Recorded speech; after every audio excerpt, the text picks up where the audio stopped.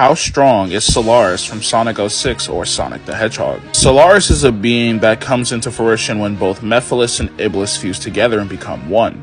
Solaris has been stated multiple times by Eggman to be a hyperdimensional or superdimensional lifeform. Kanji Chojigen or Kojigen refers to a being that's of a higher dimension or a being that transcends the order of dimensions. Now this perfectly fits Solaris via the fact that he's literally stated to eat dimensions for lunch, and that Solaris was going to consume every time dimension in existence. By engulfing every single timeline, and every single timeline in the Sonic universe is stated to be infinite in size, with the physical representation of Sonic's infinite time stream, and the statements of there being an infinite number of parallel universes inside of the Sonic universe. With this in mind, Solaris would transcend every dimensional cardinal inside of the Sonic universe and every single construct inside of it. This would include the main Sonic universe, which in totality is a 6-dimensional construct via the fact that it has its own tesseract and higher time dimensions. The imaginary world being a higher construct in the main Sonic universe, making it 7D or just 7th dimensional in size, then null space, which is higher than that, and white space, which is the highest dimensional construct inside of the Sonic universe, making the Sonic universe inherently 9th dimensional.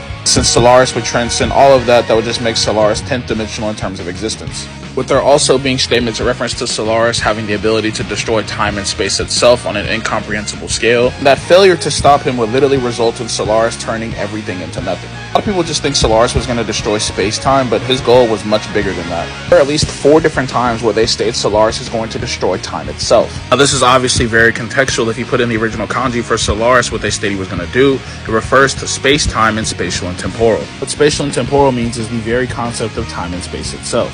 With this in mind, you could probably presuppose that Solaris was going to destroy the concept of space and time itself, which in turn would probably get him to outer, but I don't really feel like arguing that. Also being above time and space, Solaris is omnidirectional and omnipresent across all of time, meaning that there is an infinite number of Solarises when they were fighting him. Obviously, the gameplay doesn't show that, but with the context we're given and the infinite number of timelines in the Sonic universe and him engulfing all of them, there would in turn be an infinite number of Solarises, meaning that Solaris would be infinite 10th dimensional with immeasurable speed and with causality manipulation and fate manipulation as well. I don't know about y'all, but Solaris is pretty fucking strong when you take this nigga into context. I won't lie.